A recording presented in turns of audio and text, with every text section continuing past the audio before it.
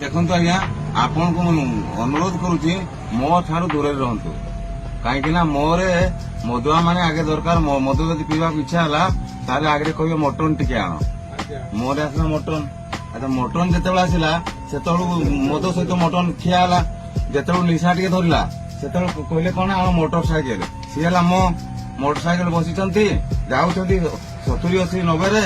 ଇଆଡେ ଘରୁ ମାଇକିନା ଫୋନ କଲା। ସିଏ ଆସିଲା ମୋ ମାଇକିନା ଯେତେବେଳେ ଫୋନ କଲା ସେ ଗାଡି ରୋକିକି ସିନା ଫୋନ କଥା ହେବା କଥା, ସେ ଗାଡି ଚଲଉଛି ଅଥଚ କାଣ୍ଡେ ଟିପି ଦେଇକି ମୋବାଇଲ କୁ ବାହାର କଲା ପକେଟରୁ ମୋବାଇଲ। ସିଏ ଆସିଲା ମୋ ମୋବାଇଲ ଯେତେବେଳେ କାଣ୍ଡେ ଲଗେଇ କଥା ହେଲା ସିଏ ଆଉ ବାଲାନ୍ସ ଫେଲ ହେଇଗଲା ନା। ତେଣୁ ସିଏ ପଶିଗଲା ଗୋଟେ ସାଇଡ ରେ। ପଶିଗଲା ଆକ୍ସିଡେଣ୍ଟ ହେଲା, ଗୋଡ ଭାଙ୍ଗିଗଲା, ମୁଣ୍ଡ ଫାଟିଗଲା। ତାକୁ ନେଲେ ମେଡିକାଲ। ସିଏ ହେଲା ମୋ ଆଚ୍ଛା ମେଡିକାଲ ଯେତେବେଳେ ନେଲେ ଡାକ୍ତର କହୁଛି ୟାର ହେଇଗଲା ମରଣ। ସିଏ ପୁଣି ଆସିଲା ମରଣ ଯେତେବେଳେ ମେଡିକାଲ ହେଇଗଲା ସେତେବେଳେ ଘର ଲୋକ ଗଲେ ଦେଖିଲେ ମରଣ ହେଇଯାଇଛି। ତାକୁ ନେବା କୋଉଠି ନା ଆକୁ ନିଅ ମଶାଣି।